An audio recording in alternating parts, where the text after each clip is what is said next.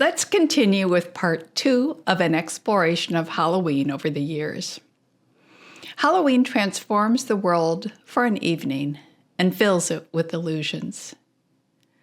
Using the language of astrology, I have a lens to examine how the intangibles of life evolve and change over time. In part 1, we looked at the origins of trick-or-treating through costumes and pop culture until 1984. And now we're going to pick up the story as Neptune enters Capricorn and watch the most literal growth of yard decorations to a decline in trick-or-treating in the past 5 years. From the 1930s to 1984, costumes and decorations were simple, just enough to spark the imagination. I remember reading a book, Scott McCloud's Understanding Comics, and he pointed to the simplicity of a cartoon, how it engages the imagination far more than a detailed painting. A cartoon provides just enough detail to suggest something, enough so that our brains are wired to fill in the rest of the imagery, connecting to our own experiences, our fears, or our fantasies. Engaging our active imagination is the key. Before 1984, the Halloween experience was as simple as a cartoon image. Because of the intense engagement of the right hemisphere of our brains, the experiences felt rich and real. It self-adjusted to your own imagination, so there was something for everybody. After 1984, as costumes and decorations evolved, they also moved the entire celebration to a more left-brained experience. It is rich and involved, but leaves far less to the imagination. With Neptune in Capricorn, Halloween grew into a multi-billion-dollar sales event, and it kept growing. Creating a yard tableau is replacing trick-or-treating. Do you remember Halloween at some point between 1984 and 1998? These were the transition years for Halloween during Neptune's 14-year stay in Capricorn.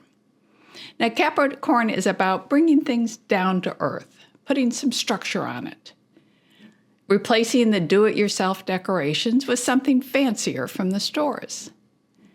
Think of what was going on in the world during this period. The old 1960s disdain for the establishment had transformed into a fascination with the rich and famous.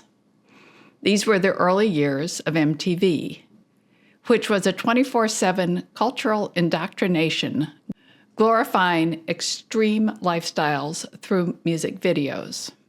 These are all Capricorn themes. Taming the wild west of creativity and instead looking to the institutions for guidance and climbing your way up the corporate ladder. This is one face of Neptune in Capricorn. The other one was all glitzy and shiny facades of these glitter years, with darker themes brewing just below the surface. Capricorn wants to create order, so it is known for suppressing the parts you don't like, or using fear to increase power. Movies always pick up on these themes. Look to the 1986 movie The Labyrinth with David Bowie, where a normal girl defeated the evil Goblin King by saying, "You have no power over me," and meaning it. "For my will is as strong as yours, and my kingdom is as great. You have no power over me." At the beginning of this era, costumes picked up on time and space, the domain of Capricorn, with characters like Doctor Who, a Time Lord who traveled through history or the future, protecting all of time and space. And later came the first Indiana Jones movie, The Adventures of an Archaeologist. And in 1992 came the movie version of Buffy the Vampire Slayer. This marked the end of an era when heroines were hired for their ability to scream. With movies from Ghostbusters, Back to the Future, and Men in Black that look to the future where technology is cool. And we also saw seeds of darker topics from Beetlejuice, Jurassic Park, and Batman Returns. Each era has its comedic take on the holy grail of the previous generation. Like the spoof spy movie Austin Powers, where the villain threatened the heroes with ill-tempered sea bass rather than sharks. The costumes for the younger kids were inspired by the new animated Disney musicals like The Little Mermaid in 1989, followed by Aladdin and The Lion King. All these films showed off the miracles of new special effects. A shift from the imagination to defining something real that appealed more to the left brain. During this time, those who were kids in my previous video were now adults. They were inspired to use the new tech to decorate the yard, to make things look the way they had only imagined it was as kids. People were decorating with black lights and fake cobwebs, blasting Bach's Toccata and Fugue out the windows, complete with a cassette tape of haunted house screams. This was about creating an atmosphere of fun. I remember trick-or-treating with a group that included 2 young boys. It was like at the end of the 1980s. They had amassed a huge quantity of candy, and they went trick-or-treating all night after dark, as late as they could. We were getting near the end of the trip when we arrived at a house with an elderly woman in a rocking chair on the porch, and she was holding a bowl of candy. Now, the boys attempted to approach quietly, since she looked like she might be asleep. But then they got close enough. 2 teenagers sprang out of the bushes in Freddy Krueger costumes. I was watching this from the street, so I didn't run away screaming like everybody else did. The costumed fiends could barely stop laughing to exclaim, "They were so scared they dropped their candy!" And "I can't believe we got the mother!" This was the idea of Halloween fun of the day. The teens were enjoying creating the environment as much as going out trick-or-treating. Oh, by the way, the costumed fiends did return the candy to the kids and then proudly gave us all a backstage tour of their contribution to Fright Night. It was all in good fun and about learning to face your fears. But some people didn't like this. There was more and more objections to Halloween celebrations of any kind. This is also a Neptune in Capricorn thing. How can we control the environment, create illusions to promote the idea that structure and rules will bring safety? This is a seed that grew over the next 14 years, expanding the idea that we cannot handle the dangers of daily life without the superheroes to save us from harm. This trend grew as Neptune moved into Aquarius from 1998 to 2011. The Neptune and Aquarius years were incredible for pop culture fantasy. This is the era remembered well by millennials and older Gen Z kids. People were now wearing their costumes all day to school or even the office. Candy took a back seat to the awesome selfie that you could share on the internet. And the tech boom led to electronics added to the props and special effects in the yard decorations. And not to mention, this was the beginning of those giant air-filled yard monsters that lay dead and deflated by day and flail in the wind at night. Aquarius always takes matters a step away from the emotions and engages a more left-brain approach to all it influences. Halloween sales grew with a nudge to exploit taboos. Aquarius embraces taboos in the same way that Scorpio embraces fears. Let's look back at vampires. The Buffy the Vampire Slayer TV series was about a cheerleader who staked vampires in her spare time, and it also introduced the question of whether one could love a vampire, or maybe a different one, and lots of looking into what happens after seemingly good people do horribly bad things. This was the age of vampires, of pirates, and then zombies in quick succession.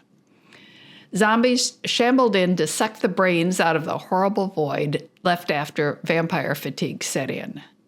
With the advent of fake blood, costumes were bloodier and often included graphic mutilation. What happens after you fought your fears and you lost? Pirates of the Caribbean created the anti-hero, Captain Jack Sparrow.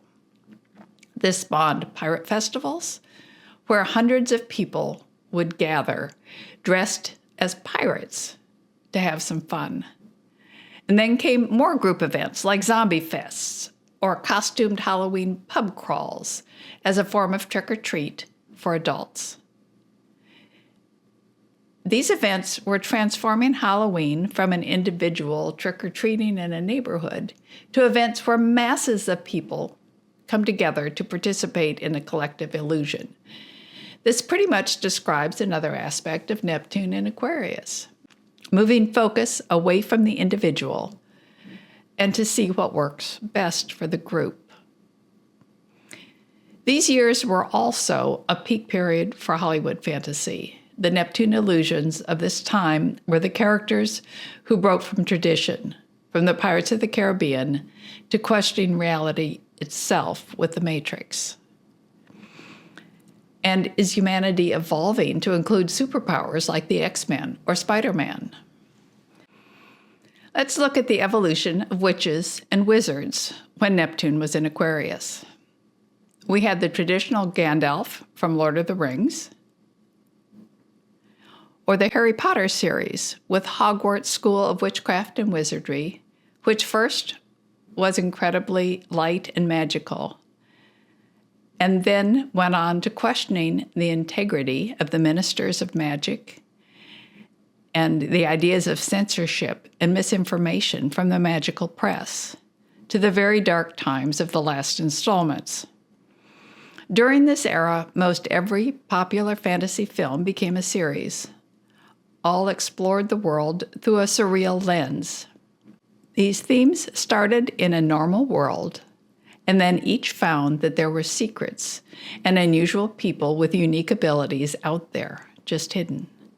This is truly an Aquarian theme. Is there something strange happening just out of your sight? Once you know about it, your life will never be the same. Aquarius is a sign that prepares us mentally for when the planets enter Pisces, and Neptune moved into Pisces in 2011. And the world took on a more chaotic feeling that peaks this year, now that Neptune is about to leave Pisces. Where Aquarius takes a long look at things and tries to see what falls between the cracks of normal life, Pisces blurs the terrain. Is what we see real, or is it fantasy? Everything material has been exploited, so what else is there? The Game of Thrones dominated fantasy during this era. It was like no other show before it. It felt like a historical drama, yet it had magic. And no one could ever predict what would come next. It had a totally new take on what is a monster. Some of the worst were beautiful people, and one of the strongest characters was a dwarf. It wove through the legends of the myths of all time and filled with allegory and challenged our beliefs. Not surprisingly, the Game of Thrones pretty much sums up the vibe of Neptune in Pisces. Neptune in Aquarius had exposed there is more going on than the consensus reality, and now nothing felt solid or safe. You know, I grew up in a world with the rhyme, "Sticks and stones can break your bones, but words can never hurt me." This all changed with Neptune in Pisces. What began with subtle language changes blossomed to overt censorship, and in places like the UK, even arrests for social media posts. During this time, the culture embraced the idea of fearing everything. This is a Pisces thing, a limitless void where all is possible. whether good or evil. It became the epitome of fear everywhere, to the point that in 2020 we were all advised to never leave the house. The movies and TV exposed this Neptunian mindset with topics questioning reality as we know it. One of the top shows was Stranger Things, a series where typical Gen Z kids discover that there are hidden aspects to the world, and then revealed a place called the Upside Down, which is a supernatural place that's outside of our reality. You really cannot get more Neptune in Pisces than that. Think of themes of other top shows, like the dystopian Hunger Games, or the lighter fare of Frozen or Moana. They all had supernatural elements in them. And this year is the introduction of K-pop demon hunters, where no one is what they appear to be. And of course, you can sing evil into oblivion. Fear itself has become more important and overtaken the idea of facing your fears. The trend for a tamer Halloween has grown into supersized yard displays that create a fantasy playground that you can admire from a safe distance. The plastic skeletons are now 12-foot giant skeletons, and an impressive menagerie of yard monsters can cost like $300 each. A friend of mine mentioned that he had recreated a tame Neptune in Sagittarius 1990s vibe in his yard last year, and he had some music and scary sounds to add to the atmosphere. He was really surprised from the reactions from some of the parents, who complained that he was frightening their children. And the Halloween parties have expanded to include things like tarot readings to add to the fear of the future, which at this time may feel scarier than facing a monster or a ghost. This is no longer your parents' Halloween experience. The origins of Halloween was about facing fears and walking bravely out in the dark. Half the fun was the costume. The other half was preparing the illusions to transform a normal neighborhood into a magical kingdom for one night a year. Neptune represents illusions, and illusions must change over time or they will devolve into delusions. The older style of Halloween was mostly personal, and then like so many things, it was pushed to the limits with help from merchandisers. We are heading into a new era next year. This will be our first Halloween with Neptune in Aries. Individualism will be at its strongest that it has been in almost a century. What do you think will happen? Is Halloween a holiday that is even worth sustaining? Maybe looking into the deep past, we can learn mythological ways to experiment with fearlessness. Will one of the weirder movie themes spark a new paradigm? What if there is more to life than what we think right now? Are you brave enough to explore it? This is the magic of Halloween.